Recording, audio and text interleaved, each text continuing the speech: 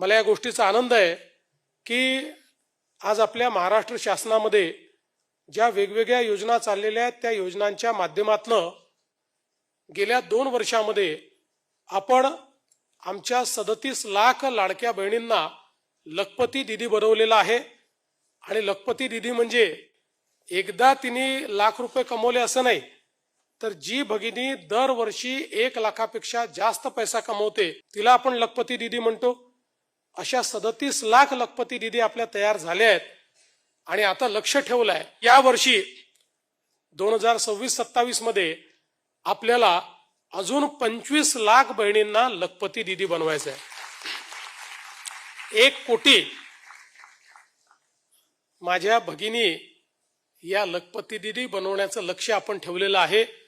आणि तुम्ही विचार करा, ज्या 1 कोटी महिला कदाचित अर्थव्यवस्थेचा भाग फारशा नव्हत्या, त्या जर अर्थव्यवस्थेमध्ये वर्षाला 1 लाखापेक्षा जास्त पैसा कमवत असतील तर किती भर टाकतील, त्यांनी अर्थव्यवस्थेला किती चालना मिळेल, त्यांनी समाज व्यवस्थेत किती परिवर्तन होईल, त्यांनी देशाचं अर्थचक्र किती वेगाने चालेल।